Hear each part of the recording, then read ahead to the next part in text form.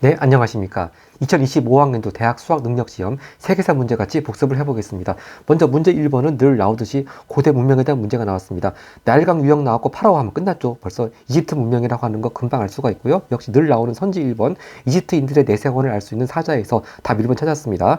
나머지 선지 보겠습니다. 선지 2번, 길가메시 서사시 남긴 거. 이건 메소포타미아 문명이죠. 이집트와는 정반대로 현세의 삶을 중시했습니다. 길가메시 서사시. 선지 3번, 올림피아 제전은 바로 그리스 세계였고요. 선지 4번, 갑골 문자 나오면 역시 이건 청동기 시대 얘기하는 거죠. 중국 상나라 때가 되겠고요. 선지 5번, 모헨조다로. 이건 또 인도의 인더스 문명이 되겠습니다. 그 다음 문제 2번 갑니다. 문제 1번은 일본의 고대 역사에 대한 문제네요. 가나 사이식입니다. 자, 가 자료 보면은 딱 가운데 키워드 하나만 보면 됩니다. 쇼토쿠 태자. 자, 쇼토쿠 태자는요, 아직 일본 나라 시대가 되기 전에 그 야마토 정권 시대에 그래도 6세기 말부터 7세기 초에 한창 불교 문화를 꽃피울 때 그때를 아스카 문화, 아스카 시대라고도 하죠. 바로 그때 중심 인물이 쇼토쿠 태자고 또 쇼토쿠 태자의 스승이 고구려에서 건너간 혜자라고 했습니다. 하여튼 이건 아스카 문화 시대고요. 그 다음 나 자료를 보겠습니다. 자, 쭉 읽어보면은 그 지금 중국이 수도가 장안입니다. 장안하면 당나라죠. 네, 그리고 반란이 끝난 지 얼마 되지 않았다. 이제 좀 읽어보면 이 반란은 9세기 후반에 있었던 황소의 난이라고 하는 걸 알 수가 있는데, 자, 핵심은 맨 끝에 있습니다. 자, 중국 문물 수용을 위한 사신 파견 중지되었다. 자, 이렇게 바다 건너 가는 것도 힘들고 해적도 많고 해서 너 별로 이제 더 이상 당나라한테 배울 것도 없으니까 당나라 문물 수용하기 위한 사신 파견 중지. 바로 이게 해안 시대 때 9세기 때 견당사 파견을 중지한 때가 되겠습니다. 그러니까 가는 아직 나라 시대가 되기 전이고 나는 나라 시대 그 이후에 해안 시대니까 분명히 답은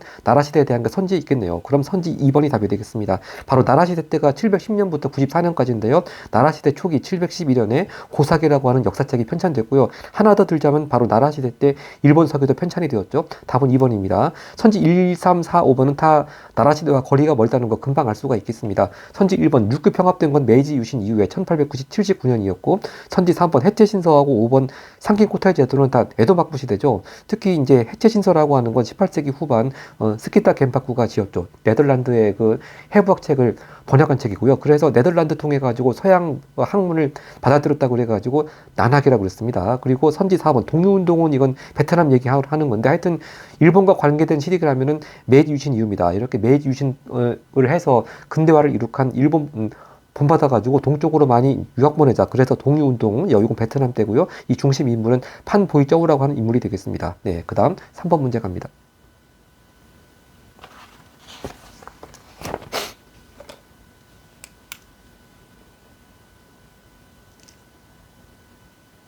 문제 3번은 오답률이 72.2%를 기록했습니다. 상당히 함정이 있었던 것 같은데요. 이 함정이 제가 좀 이따 말씀드리겠지만 수능 동아시아사 문제랑 거의 패턴이 비슷합니다. 일단 북조 얘기 나오고 남조 얘기 나오는데요. 이게 뭐 흔히 중국에서 말하는 유진남북조 그런 북조 남조는 아니고 하여튼 읽어보면은 이제 거란이냐 금나라냐 그 차이인데 자 태조가 영경을 입성하고 효율적인 통치를 위해서 북명관 남명관을 활용했다고 했습니다. 자 그런데 이 북명관 남명관 하면 거란족 즉 요 나라의 그 이원적인 통치시 아니겠습니까? 근데 여기 이 나라 수도에 입성을 한 다음에 북명관 남명관을 효율적인 통치를 위해서 활용했다고 하니까 이 북명관 남명관 제도를 이용한 거란에 대한 얘기가 아니죠. 거란이 쓰던 제도를 활용했다 그런 얘기입니다. 그러면 거란을 정복한 나라는 금나라 아니겠습니까? 그래서 여기 태조를 금나라 태조라고 본다면 바로 여진종을 통일하고 1115년에 금나라를 세운 아구따를 가리키는 거겠죠. 그리고 금나라에 의해 가지고 거란이 망한 데는 1125년 얘기하는 것이고 여기 맨 뒤에 세종 얘기 나왔습니다. 세종은 바로 금나라 최대의 성군이라고 하는 바로 금나라 5대 황제가 세종이고요. 하여튼 여기까지 아직 애매하다면 오른쪽을 보겠습니다. 오른쪽에 핵심적인 문구가 있습니다. 특히 남조에서 투항해온 곽약사한테 높은 벼슬을 주었다 하는데 곽약사가 뭐 누군지 모른다 하더라도요. 자 이게 핵심은 맨 아래쪽에 있습니다. 종망이라고 하는 장수가 남조의 수도까지 진군해서 큰 승리를 거두고 그들로 하여금 우리에게 쫓겨 창장강 이남으로 수도를 옮기게 했습니다. 자 그럼 이 나라한테 쫓겨가지고 창장강 이남으로 수도 옮긴 나라 바로 송나라죠. 그래서 바로 이제 창장강 이남으로 옮겨가지고 임안을 지금 항저우를 수도로 한 때부터 남성이라고 부르고요. 그럼 그렇게 송나라를 남쪽으로 몰아낸 나라는 바로 금나라. 확실하게 이 국가는 금나라라고 하는 걸 알 수가 있겠습니다. 그래서 이걸 금나라라고 하면 캐치했으면 답은 5번밖에 될 것이 없습니다. 바로 수도를 베이징 중도로 옮겼다. 즉 베이징을 물론 여러 나라가 수도로 삼았는데 그때마다 명칭이 틀렸습니다. 금나라가 베이징을 수도로 삼았을 때 명칭은 중도라고 불렀습니다. 답은 5번이고요. 이제 만약에 이걸 거란이라고 착각해서 그런지 아마 선지 4번이 굉장히 많이 선택이 됐습니다. 전현의 맹약을 체결한 건 거란하고 송인데 이 가국가는 거란이 아니고 금나라였습니다. 선지 1번 동돌고 서쪽을 복속한 건 당나라였고, 선지 2번 파스타 문자 만든 건 몽골 원나라고요. 선지 3번 국품 중정제 실시한 건 위진 남북조 때의 인재 등용 제도였죠. 네. 자, 그래서 이제 3번을 마무리하면서요. 이게 요번 수능 동아시아사 문제에도 북조를 거란을 가리키는 거로 나왔고, 송나라가 남조라고 나왔습니다. 자, 근데 이제 이런 비슷한 패턴으로 해가지고 헷갈리게 나와서 그렇죠. 그래서 동아시아사 북조를 거란을 가리키는 문제 나올 때는 바로 뭘로 나왔냐면은 북위를 연상케 하는 힌트로 그렇게 함정을 파놨습니다. 근데 그게 북위를 가리키는 것이 아니고 거란을 가리키는 거였죠. 예, 역시 같은 패턴으로 해서 세계사 문제에서도 일단 거란을 가리키는 것처럼 함정을 파놨지만 사실은 거란이 아니고 금나라가 답이 되게 그렇게 문제를 만들었습니다. 다음 문제 4번 갑니다. 문제 4번은 고대 그리스 세계에 대한 문제네요. 전쟁의 결과인데요. 이 크세르크세스 군대, 크세르크세스 군대가 이게 지난번 고2 9월달 모의고사 4번 문제에 이 크세르크세스 군대 얘기 나오고 또 영화 300얘기가 나왔거든요. 여기 나오지 않습니까? 300인대와 마주하였다. 그래서 혹시 그 문제를 보셨다면 이 결코 크세르크세스 나설지 않았던 것 같습니다. 자, 이 크세르크세스가 누구냐 하면 바로 아케메네스 왕조 페르시아의 전성기 이끌었던 다리우스 1세 아들입니다. 자, 다리우스 1세 때부터 이렇게 아케메네스 왕조 페르시아가 그리스 침공을 했고요. 그래서 페르시아군에 대항해서 특히 아테네가 중심이 되어 이겼죠. 근데 이것도 함정이 뭐냐면요. 스파르타가 나왔고 펠로폰네소스 군이 나옵니다. 그러니까 이걸 만약에 아테네가 주도한 델로스 동맹하고 또 스파르타가 주도한 펠로폰네소스 동맹이 충돌한 펠로폰네소스 전쟁이라고 만약에 착각한다면 답을 3번이라고 낚일 수가 있습니다. 자, 그래서 이렇게 펠로폰네소스라고 함정을 파놨죠. 그래서 이게 함정이 낚이면 선지 3번 결국 펠로폰네소스 전쟁에 의해 가지고 스파르타가 그리스 패권 장악했다로 낚일 수가 있는데 이제 이게 크세르크세스가 어느 나라인지 일단 알고, 그리고 핵심은 또 맨 끝에 있습니다. 살라미스 해전에서 대패했다. 즉 아케메네스 왕조 페르시아가 살라미스 해전에서 대패했습니다. 이 살라미스 해전만 확실히 알았더라도 이건 그리스와 페르시아 전쟁이구나 하고 함정에 빠지지 않았을 것 같습니다. 그래서 이 전쟁 이후로 아테네가 델로스 동맹의 맹주가 되었죠. 선지 2번이 답이고요. 나머지 선지 1번 솔론, 선지 4번 페이시스 트라토스 참주정, 또 클레이스테네스 도평 추방제, 다 이거는 그리스와 페르시아 전쟁 전에 있었던 일들이 되겠습니다. 네, 굳이 언급할 필요가 없을 것 같고요. 문제 5번 갑니다.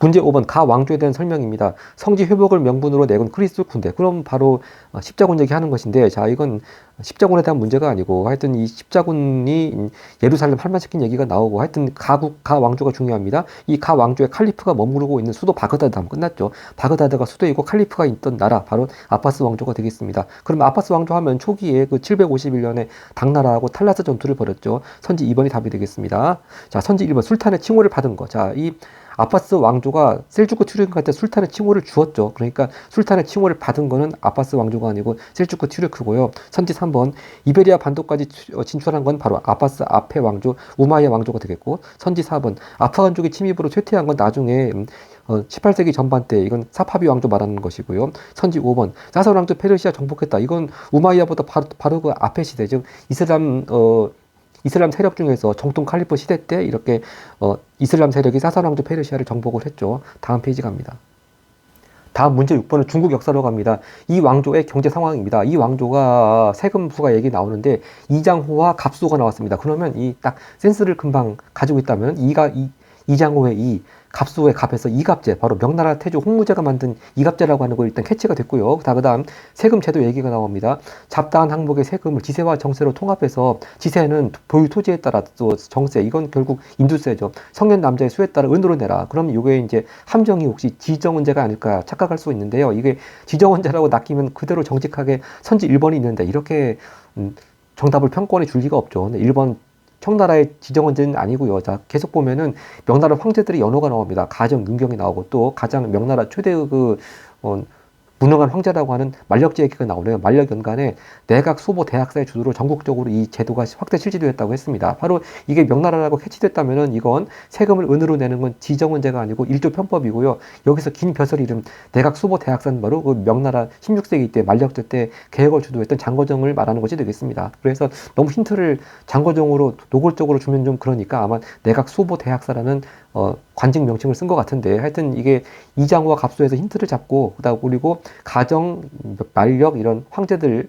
연호해서 힌트 잡아가지고 이건 청나라 때가 아니고 명나라 때다. 그리고 일조 편법이다. 그러면 바로 명나라 때 상당히 북쪽으로는 몽골 부족들이 쳐들어왔고 남쪽은 왜구들이 쳐들어오고 북로남해로 인해서 굉장히 재정난이 가중이 되었습니다. 답이 될 수 있는 건 5번밖에 없습니다. 1번 지정원제로 낚이면 안 된다고 말씀드렸고요. 선지 2번 반량전으로 화폐가 통일된 건 바로 진시황제. 또 선지 3번 균수법과 평주법 시행된 거는 바로 한나라 무제 때 이제 잦은 원정을 하고 정보 활동 많이 하다 보니까 많이 재정이 안 좋아졌죠. 그래서 소금, 철, 전매제 뭐 그런 것도 시행을 하면서 바로 한나라 무제 때 얘기가 되겠습니다. 선지 4번 영제거등 대운하 건설은 수나라 양제 때가 되겠고요. 문제 7번 갑니다. 문제 7번은 서유럽으로 갑니다. 땡땡땡 왕국과 로마 교회의 제휴. 자, 그럼 땡땡땡 왕국 하면 뭐 이게 될 수 있는 건 프랑크밖에 더 있겠습니까? 자, 일단 프랑크 왕국에 대한 건데, 자, 왕조의 개창자가 로마 카톨릭으로 개종했다. 바로 클로비스 얘기하는 것이죠. 이 프랑크 왕국 중에서 바로 클로비스가 메로베우스 왕조를 개창을 했고요. 다음 가 보겠습니다. 결국 이 가 인물에 대한 거니까요. 이 사람 아버지는 뚜르뿌아띠의 전투에 승리했습니다. 바로 뚜르뿌아띠의 전투에서 승리한 사람이 그때 아직 왕은 아니었지만 궁제 카를 마르텔이 승리했고요. 또 상대는 우마이야 왕조였습니다. 자, 그러면 이 카를 마르텔의 아들이 피핀이지 않습니까? 또 피핀의 이 가 인물의 아들이 바로 까룰루스 대제죠. 그래서 까룰루스 대제가 교황 레오 3세로부터 서로마 황제의 관을 받았습니다. 이때가 딱 800년 딱 그때고요. 자, 결국 이 아버지는 카를 마르텔, 아들은 까룰루스 대제니까 이 사람은 피핀이 되겠고요. 바로 피핀은 그러면 프랑크 왕국 중에서 메로베우스 왕조 뒤에 까룰루스 왕조를 개창했죠. 그 얘기가 그대로 선지 3번이 답이 되겠습니다. 피핀, 까룰루스 왕조 개창. 네. 선지 1번, 밀라노 칙령 공포한 황제는 바로 로마의 콘스탄티누스 황제죠. 그래서 그리스도교 공인을 했고요. 선지 2번 성상 파괴령 반포. 이건 8세기 때 바로 여기 똑같은 레오 3세에 해당되는 게 나왔네요. 이 자료에 나온 레오 3세는 교황이고요. 여기 선지 2번 성상 파괴령 반포한 레오 3세는 바로 비잔티움 황제였죠. 선지 4번 악지움 해전에서 승리한 사람은 바로 로마의 옥타비아누스였고, 선지 5번 끌레르몬 공의의 개최. 아까 전에 그 십자군에 대한 문제 나왔습니다만 바로 교황 우르바누스 2세가 이 끌레르몬 공의의 개최에서 십자군 전쟁하자고 했었습니다. 문제 8번 갑니다. 문제 8번 가 왕조에 대한 설명인데요. 펀자브 지방이 인도 파키스탄 국경 지역에 있는 쪽이죠. 네, 그러니까 지금 인도 쪽 문제인데요. 자, 이 왕조가 서쪽으로는 파르티아와 로마 제국, 동쪽으로는 중앙아시아 거쳐 후안. 자, 그러면 파르티아, 로마, 후안 바로 이 시기에 같이 걸쳐 있었던 왕조가 인도에서 쿠샨 왕조입니다. 쿠샨 왕조. 특히 쿠샨 왕조의 특징은 동서교류 통로 역할을 했고 비단길 교역 관련이 있습니다. 자, 그래서 여기서 간다라 예술도 발달하게 되는 것이고, 근데 답이 간다라 같이 쉽게 나오면 좋은데 간다라가 안 나오고 답은 4번입니다. 이 쿠샨 왕조는 이란 계통의 민족에 의해 세워졌습니다. 혹시 헷갈릴 수가 있는 게 이제 선지 1번 에프탈의 침입으로 쇠퇴한 거는 바로 쿠샨 왕조 뒤에 굽타 왕조고요. 선지 2번 아서코 왕때 전성기 맞이한 건 쿠샨 왕조 앞에 마우리아 왕조죠. 선지 3번 가즈니 왕조의 군대를 격퇴했다. 자, 이 가즈니 왕조 군대 격퇴한 때가 바로 12세기 후반에서 13세기 초반에 있었던 고르 왕조, 다른 말로 구르 왕조라고도 합니다만 그 왕조를 가리키는 것이고, 선지 5번 마라타 동맹의 반란으로 위기 겪은 건 무굴 제국이죠. 18세기 초반에 이런 마라타 동맹 반란이 있었습니다. 네. 그래서 항상 마라타 동맹 하면 또 가끔 무굴 제국에 대한 문제에서 가끔 나오는 키워드입니다. 다음 문제 9번 갑니다. 문제 9번 밑줄친 기역 니은에 대한 설명인데요. 어느 공화주의자의 주요 행적. 자, 출발이 이탈리아 쪽에서 아니죠. 마르세유 쪽에서 출발합니다. 자, 인민의 해방과 통일을 목표로 청년 이탈리아당 조직했다. 그러면 바로 이탈리아 통일 과정 초반에 나오는 마치니가 되겠습니다. 1831년의 일인데, 자, 마치니의 이제 행적입니다. 근데 여기서 뭐 마치니가 중요한 게 아니고 3번에 나오는 기억, 4번에 나오는 니은이 중요합니다. 먼저 동그라미 3번을 보겠습니다. 3번에 앞서서 동그라미 2번, 뭐 이게 답하고는 관련 없지만 노동자 선거권 확대를 요구한 차티스트 영향받았다. 런던에서 바로 이게 1838년도에 있었던 차티스트 운동 얘기하는 것이고, 뭐 이건 정답과 관련이 없고요. 이제 동그라미 3번 쪽의 기억을 봐야 됩니다. 중하층 시민계급과 이게 파리 쪽이죠. 노동자가 선거권 확대를 일으켰던 바로 프랑스에서 이렇게 선거권 확대를 요구하며 일으켰던 건 1848년에 있었던 프랑스 2월 혁명입니다. 자, 그럼 여기 기억 2월 혁명까지 있던 감을 잡고 한번 1, 2, 3번 선지 보겠습니다. 선지 1번 테르미도르 반동으로 이어졌다. 자, 프랑스 대한 건 맞습니다만 이 테르미도르 반동은 바로 프랑스 혁명 시기에 바로 로베스피에르가 공포 정치를 했던 국민 공회 시기에 이렇게 테르미도르 반동이 일어나서 로베스피에르가 실각하는 그 얘기하는 것이니까 땡이고요. 선지 2번 기억. 자, 프랑스 2월 혁명이 샤를 10세가 퇴위하는 계기가 되었다고 하는 건데, 자, 이 샤를 10세는요 7월 혁명 때 전제 정치를 너무 심하게 했기 때문에 쫓겨난 거죠. 바로 이건 2월 혁명보다 그 전에 1830년, 제가 잘못 적었네요. 1830년 7월 혁명으로 퇴위하는 사람이 샤를 10세니까 땡이고요. 선지 3번이 답이네요. 바로 프랑스 2월 혁명 이후 역시 재상 메테르니가 이끌었던 오스트리아에서도 혁명이 일어나서 결국 빈체제가 붕괴되는 경과를 초래했습니다. 그래서 항상 프랑스 2월 혁명하면 또 인과관계로 이어지는 것이 빈체제 붕괴로 이어집니다. 답은 3번이 되겠습니다. 그 다음 이제 니은을 보겠습니다. 니은이 동그라미 4번에 있는데요.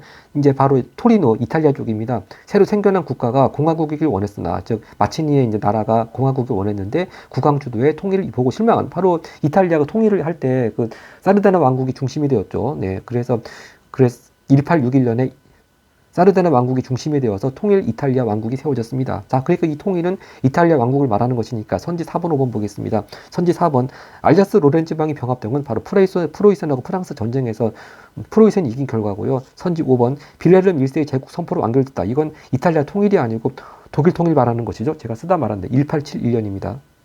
네, 이렇게 선지 5번은 독일 통일 말하는 것이고, 문제 10번 가겠습니다. 문제 10번은 서아시아 쪽으로 갑니다. 술탄 얘기가 나오고요. 가나 왕조. 잘 한번 짝을 맞춰보겠습니다. 자, 술탄 어쩌고 뭐 둘카디르 상당히 낯선 거 이런 거 중요한 게 아니고요. 이제 맘루크 왕조의 술탄이 키워드입니다. 자, 이 가 왕조가 결국 맘루크 왕조를 공격했다는 얘기인데, 이 맘루크 왕조 술탄은 나 왕조와 연합 세력을 구축했다. 자, 그래서 이 나 왕조는요, 이 가 왕조와 서쪽으로 국경을 접하며, 그러니까 가 왕조가 서쪽에 있고 나 왕조가 동쪽에 있습니다. 그리고 메소포타미아 지방 지배권을 놓고 다퉜다고 했고요. 하여튼 가 왕조가 이렇게 맘루크 왕조 공격을 해서 카이로 정복했다고 했고 북아프리카 일대까지 진출했습니다. 그럼 바로 이거 가 왕조는 오스만 왕국이 되겠네요. 네, 오스만 제국입니다. 특히 맘루크 왕조를 이렇게 무너뜨린 바로 이 술탄이 바로 셀림 1세죠. 네, 셀림 1세 말하는 것이고, 하여튼 셀림 1세 모른다 하더라도 이렇게 이집트 쪽에 맘루크 왕조를 공격한 왕조는 가는 오스만. 일단 그러면 가만 가지고 한번 답을 찾아보겠습니다. 선지 1번, 크림 전쟁에서 패배자. 크림 전쟁이 오스만도 관여되긴 했습니다만 오스만 제국은 승리를 했고 러시아가 패배를 했죠. 근데 혹시 이게 오스만이 패배했다고 착각하면 일본으로도 낚일 수도 있겠습니다. 좀 더 뒤를 볼 필요가 있겠네요. 자, 그다음 오스만이 티무르 왕조 멸망시켰다. 이건 아니죠. 티무르 왕조 멸망시킨 건 우즈베크인들이고요. 예, 그 다음 3, 4, 5번 해결하기 위해서 나 왕조를 보겠습니다. 그러니까 이렇게 오스만 제국을 서쪽으로 해서 메소포타미아 지방 지배권 놓고 국경을 접한 나라는 바로 사파비 왕조가 되겠습니다. 아까 그 5번에 4번 선지에 사파비 왕조가 한 번 있었죠. 아프간족의 침입으로 쇠퇴했단가? 하여튼 그 선지가 나온 게 한번 사파비 왕조에 대한 거 나왔습니다. 그래서 이 나 왕조가 사파비라는 거면 캐치만 하면 답은 찾기 쉽습니다. 선지 4번 같이 이렇게 사파비 왕조는 이스파한을 수도로 정했습니다. 네, 근데 아마 이거를 사파비라고 캐치 못했다면 혹시 크림 전쟁에 오스만이 관여되어 있으니까 일본으로도 낚였을 수도 있을 것 같네요. 자, 하여튼 선지 4번이 답이고요. 선지 3번, 몽골 침입으로 멸망한 왕조는 아바스 왕조죠. 몽골 훌라그에 의해 가지고 1258년에 멸망했고요. 선지 5번, 아이바크가 델리 점령. 이건 바로 델리 술탄 왕조를 말하는 게 되겠습니다. 다음 페이지 가겠습니다. 11번, 가국가에 대한 설명입니다. 이 왕이 이사벨라와 페르난도 폐하, 자, 공동왕입니다. 자, 그리고 결국 그 콜럼부스가 지금 아메리카 대륙으로 가는 그 얘기 나오네요. 마침내 인도로 가는 새로운 항로. 근데 실제 인도는 아니죠. 자, 그래서 산살바도르 뭐 이런 거 발견한 것 같고요. 바로 에스파냐를 말하는 게 되겠습니다. 자, 그러면 이 선지들이 바로 유럽 절대 왕정 시대의 국가나 왕들 말하고 있습니다. 선지 1번, 쌍수치 공전 건립병은 프로이센의 프리드리 2세고요. 선지 2번이 답이네요. 바로 에스파냐가 레판토 해전에서 승리를 했죠. 그 상대는 오스만 제국이었습니다. 답은 2번이네요. 선지 3번, 드르친스크 조약을 체결. 이건 청나라와 러시아 얘기하는 거죠. 1689년에 청나라 쪽은 강희제, 또 러시아 쪽은 표트르 대제가 있을 때가 되겠습니다. 네, 이렇게 1689년 청나라와 러시아의 네르친스크 조약이고요. 자, 하나 또 보충하죠. 이 레판토 해전에서 승리한 거, 지금 어차피 절대 왕정에 대한 선지니까 선지 2번은 또 에스파냐의 펠리페 2세를 말하는 게 되겠죠. 네, 이렇게 펠리페 2세 보충해서 적었고요. 선지 4번, 꼴베르 등용해서 해외시장 개척했다. 자, 꼴베르 하면은 바로 루이 14세, 프랑스의 루이 14세가 중상주의 정책을 취할 때 바로 재상으로 있던 사람이 꼴베르, 항상 꼴베르 하면 루이 14세 짝이 됩니다. 선지 5번, 무적함대를 격파하고, 즉 에스파냐의 무적함대 격파하고 대서양 무역 주도한 사람은 바로 영국의 엘리자베스 1세 얘기하는 것이고요. 네, 문제 12번 갑니다. 12번, 밑줄친 전쟁에 대한 설명입니다.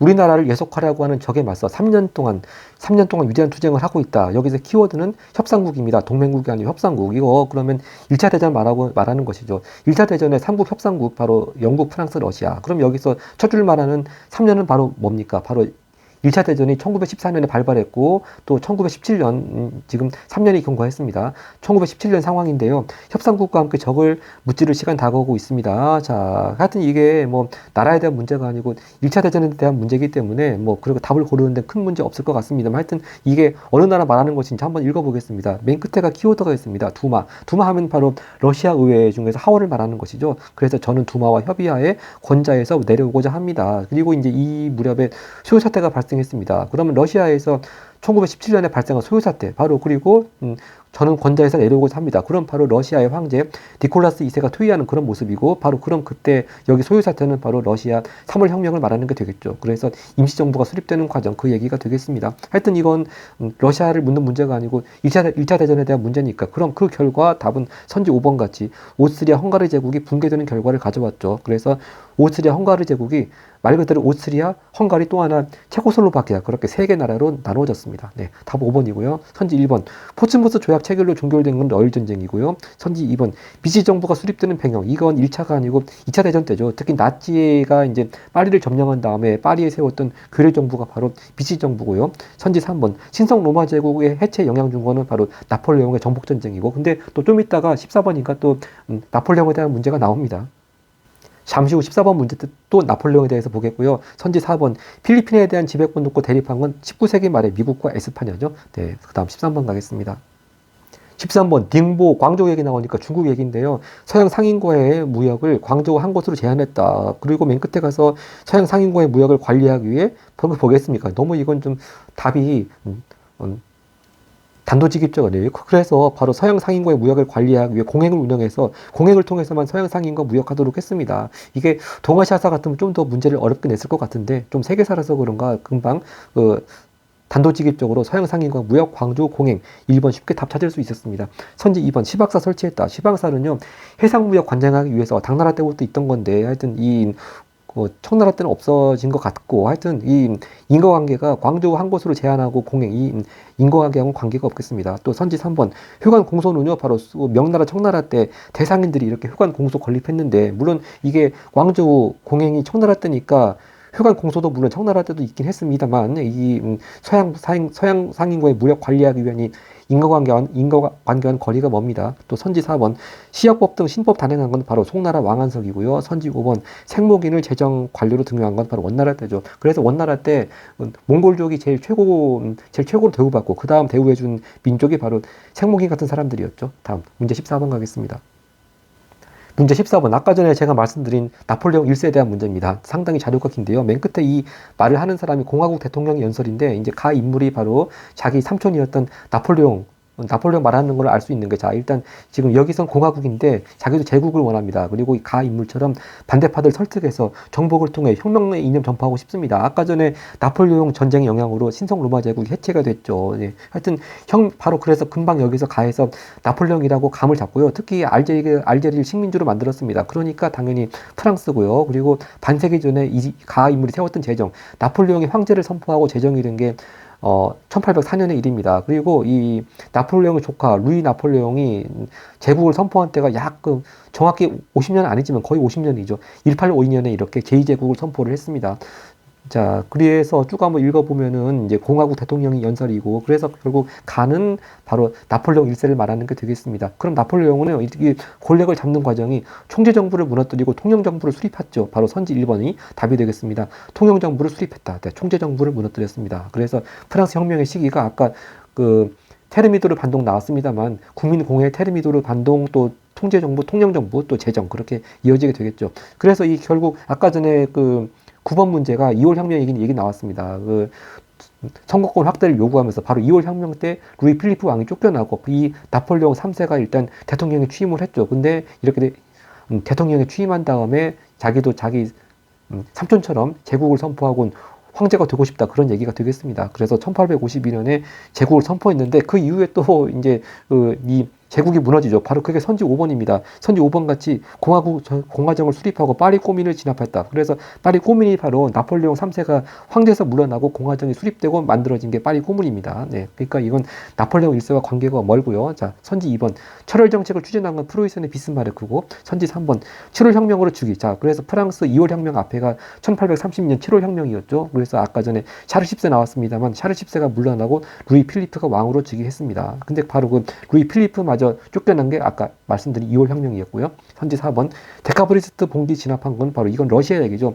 1825년에 니콜라 1세가 바로 진압했는데, 이게 누가 진압했는가 보다도 가끔 그 시기적으로 연표 문제를 어려운 게 이 데카브리스트 봉기 시기를 묻는 경우가 가끔 있기 때문에 데카브리스트 봉기는 1825년이다. 그거 한번 체크하고 나가면 좋겠습니다. 다음 15번 갑니다. 15번은 다시 중국 역사로 갑니다. 밑줄진 국가에서 있었던 사실인데요. 자, 이 베이징에서 황제가 퇴위하겠다 선포했습니다. 그리고 이제 새로운 국가가 건설된대요. 바로 그 청나라 마지막 황제 푸이가 물러나고 중화민국이 수립되는, 즉 신의 혁명에 의해 가지고 중화민국이 수립되는 그 과정, 즉 이 새로운 국가는 중화민국이 되겠습니다. 자, 그럼 기억부터 보겠습니다.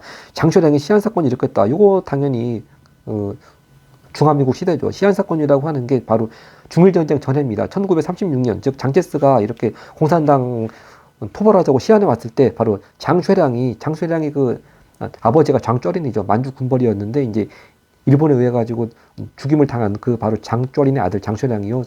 그 시안에 장제스가 왔을 때 장제스 감금하고 이렇게 공산당 토벌할 게 아니고 일본하고 같이 힘 합쳐서 싸워야 된다. 그래서 그 사건이 시안 사건이 되겠습니다. 1936년 하여튼 중화민국 시대 맞습니다. 또 선지 니은 순원. 자, 순원도 바로 신의 혁명의 중심 인물이 맞긴 맞는데, 순원이 중국 동맹에 조직한 건 아직 그 청나라가 망하기 전이죠. 1905년에 일본에 가 있을 때, 즉 아직 청나라가 망하지 않았을 때 조직한 것이 중국 동맹회가 되겠습니다. 그러니까 니은은 제껴야 되고요. 디귿 위안스카이가 황제 체제 부활 시도했다. 자, 그렇죠. 이 신의 혁명 과정에서 위안스카이가 순원으로부터 임시 대총통 지위를 물려받았습니다. 근데 점점 욕심이 생겨가지고 황제 부활을 시도하다가 결국 죽었죠. 하여튼 기억하고 디귿만 중화민국 시대에 해당이 되겠습니다. 즉 순원도 중화민국과 관련이 있지만 중국 동맹에 조직한 건 아직 청나라 때고요. 그러니까 니은 제끼고 기억 디귿 답 선지 4번이 되겠습니다. 다음 페이지 갑니다.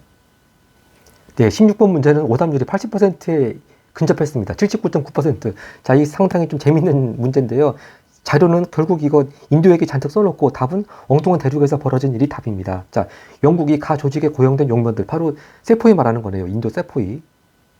이렇게 쭉 자료 읽어보면은 한마디로 인도의 그 세포 용병들이 종교적으로 자기들 좀 무시하는 것 같은, 또 경멸하는 것 같은 그런 좀 사건이 있어가지고 바로 세포이에 난 무장 폭동 얘기가 나오는데, 이건 인도에 대한 문제가 아니었습니다. 근데 이걸 인도에 한정된 문제로 볼 것 같아서 보면은 선지 1번을 많이 답으로 선택을 했던 것 같습니다. 이 벵골 분할령이라고 하는 거, 바로 영국이 아직 이 세포이 항쟁 때는요, 아직 영국이 정식으로 직할로 인도를 식민지로 만들지 않았죠. 아직 이때는 형식적으로나마 무굴 제국이 남아 있었고요. 그래서 영국이 동인도 회사를 통해 가지고 인도를 통치할 그럴 때입니다. 자, 근데 이제 선지 1번은 완전히 영국이 인도를 직접 식민 통치한 그 시대죠. 바로 1905년에 이렇게 인도를 식민 통치하면서 인도인들의 종교 갈등을 또 식민 통치에 이용하기 위해서 발표한 것이 벵골 분할령이죠. 그래서 그 이후에 이제 영향을 할 것 같으면은 반영 운동, 예를 들어서 콜카타 회의라든지 그런 인도 국민의 활동들 반영 운동으로 이어지겠는데, 하여튼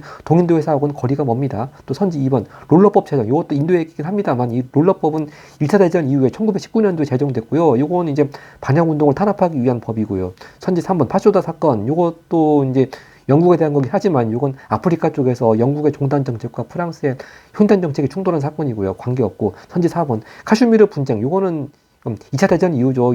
이제 인도가 종교에 따라 가지고 힌두교는 인도, 또 이슬람교는 파키스탄, 그렇게 갈라진 다음에 그 카슈미르 지역에서 좀 종교적으로 약간 좀 섞여 있다 보니까 인도와 파키스탄 간에 분쟁이 생긴 것이고요. 답은 그래서 5번입니다. 바로 보스턴 차 사건. 그래서 엉뚱하게 답은 아메리카 대륙에서 발생한 일인데, 바로 이게 동인도 회사와 직접 관련이 있죠. 그러니까 영국 정부가 동인도 회사한테 차 판매에 대해서 특권 주다 보니까 바로 보스턴 항구에 정박해 있던 바로 그 동인도 회사 배에서 그렇게 차들을 그 식민지들이 바다에 던져버리는 그런 사건이 벌어지지 않았습니까? 그래서 이게 그 동인도 회사에 대한 탐구 활동이니까 동인도 회사와 직접 관련이 있는 보스턴 차 사건, 답은 5번이 돼야 되겠는데, 아마 이게 인도에 대한 자료로 잔뜩 나왔으니까 선지 1번이 많이 좀 낚였던 것 같습니다. 그 다음 문제 17번 갑니다.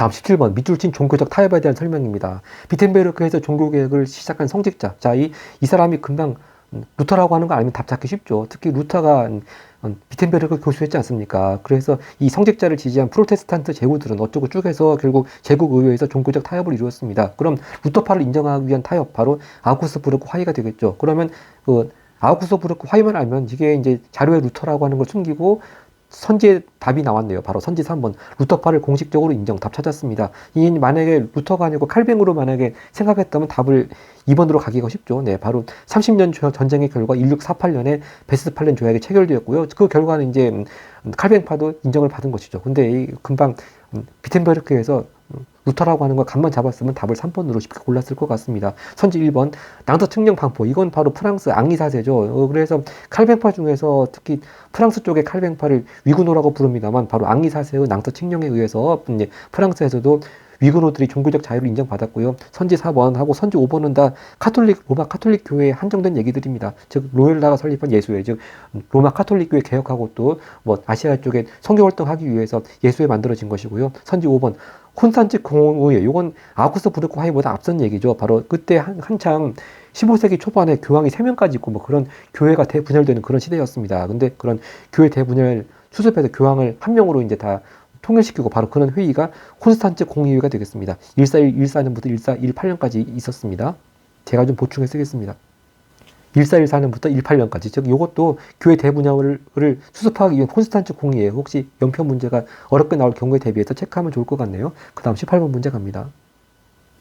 18번 가국가에 대한 설명인데 이 자료 내용은요, 미국 대통령이 유럽에서의 공산주의 확산 막기 위해서 발표한 연설문, 그럼 바로 1947년에 트루먼 대통령이 발표한 트루먼 독트린이네요. 바로 내용도 그런 거 쉽게 알 수가 있겠습니다. 근데 문제는 가국가가 어느 나라인 걸 찾아내는 거죠. 이 가국가와 북쪽 국경선에 접해 있는 알바니아, 유고슬라비아, 불가리아 간에 뭐 발생한 국경 문제, 그리고 이제 이 나라에 물자와 장비를 공급해야 됩니다. 안 그러면 공산당한테 넘어간다, 그런 얘기죠. 자, 그래서 이런 나라들과 국경을 접하고 있는 나라는 그리스입니다. 그래서 트루먼 독트린의 구체적인 내용 중에 하나도 그리스를 도와줘야 된다, 그런 것이 내용이 들어있었죠. 그래서 이게 그리스인 것만 알면은, 그리스는 바로 19세기 전반에 오스만 제국에서 독립하지 않았습니까? 선지 3번이 답이 되겠습니다. 오스만 제국으로부터 독립했다. 자, 근데 이제 이때 트루먼 대통령이 또 지원하고자 했던 나라가 그리스도 있지만 튀르키예도 있습니다. 터키도 있었는데, 근데 이게 그 국경을 접하고 있는 이 나라들하고 딱 감을 잡아서 이건 터키가 아니고 튀르키예가 아니고 그리스라고 하는 걸 감을 잡아야 될 것 같은데, 이걸 만약에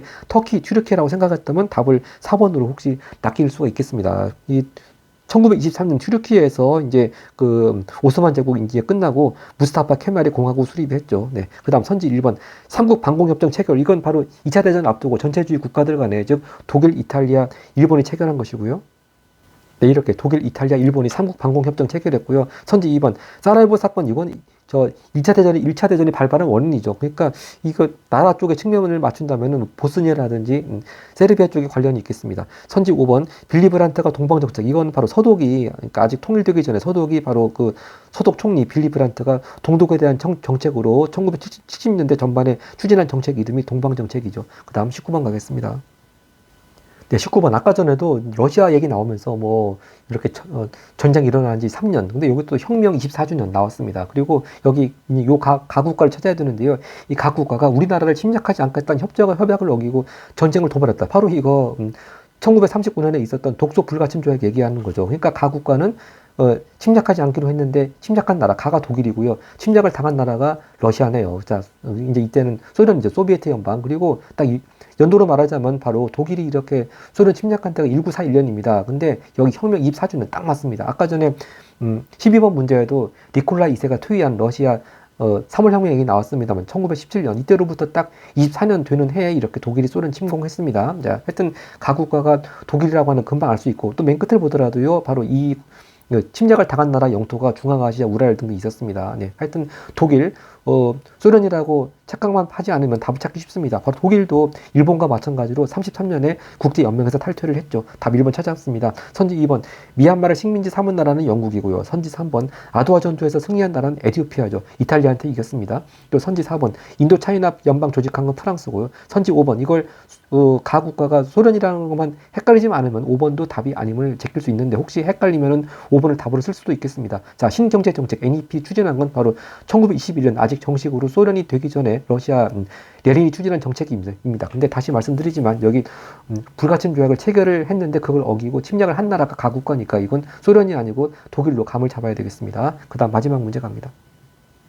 네, 20번 연이어가지고 소련에 대한 문제가 나오고 있는데요. 네, 자, 가나국가에 대한 설명입니다. 키신저 외교 활동을 해서 결국 적대적이었던 가국가를 미국 닉슨 대통령이 방문했습니다. 그리고 이 나라 가국가에서는 국공대전을 치렀습니다. 바로 가는 중국이 되겠네요. 네, 국공대전에 의해 가지고 마오쩌둥이 중화인민공화국 수립했고 1972년도에 이제 냉전이 완화되는 그 상징으로 닉슨 대통령이 중국 방문한 그 얘기입니다. 가는 중국이니까 먼저 가가지고 풀 수 있는 거 선지를 보겠습니다. 선지 1번 만주 산변 일으킨 건 중국이 아니고 일본이죠. 중국은 피해를 당한 나라고. 선지 2번 얄타 회담에 참가했다. 자, 이게 이제 얄타 회담, 카이로 회담하고 헷갈리는데요. 43년도에 있었던 카이로 회담에서는 미, 영, 중, 즉 중국의 장제스도 참가했습니다. 근데 여기서 말하는 중국은 또 그런 장제스의 중화민국이 아니고 지금 마오쩌둥의 중화인민공화국이기도 하고요. 특히 얄타 회담에 참가한 나라는 여기 중국 없습니다. 미국, 영국, 소련이 참가했습니다. 45년 2월 달이고요. 네. 그래서 일단 가에 해당되는 1번, 2번 다 틀렸고요. 또 선지 5번, 가와 나. 일단 가만 가지고 보면은 전략무기 제한협정 체결했다. 이 솔트라고 하는 전략무기 제한협정은 미국과 소련이 체결했죠.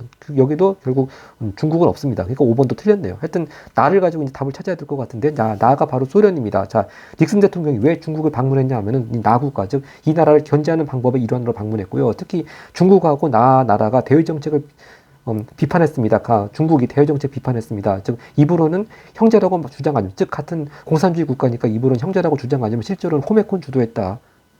자, 역시 코메콘도 소련의 키워드가 되겠네요. 바로 공산주의 국가들끼리 경제 공동체. 그러니까 역시 나는 소련이라고 하는 걸 알 수가 있겠습니다. 그러면 역시 선지 4번, 5번, 아니 3, 4, 5번 보겠습니다. 선지 3번, 미국 등과 함께 독일 분할 점령했다. 이게 답이네요. 즉, 이 2차 대전 이후에 바로 미국, 영국, 프랑스, 소련 이 나라들이 바로 독일을 분할 점령했었죠. 네, 답은 3번이 되겠고요. 네, 선지 4번 보겠습니다. 바웬사의 자유노조가 총선 승리. 이건 소련이 아니고 바로 폴란드 1989년 말하는 것이고요. 선지 5번 다시 말씀드리지만 전략무기 제한협정 미국과 소련이니까 나는 맞는데 가가 틀렸습니다. 이렇게 해서 25학년도 수능 세계사 복습 모두 마치겠습니다. 고맙습니다.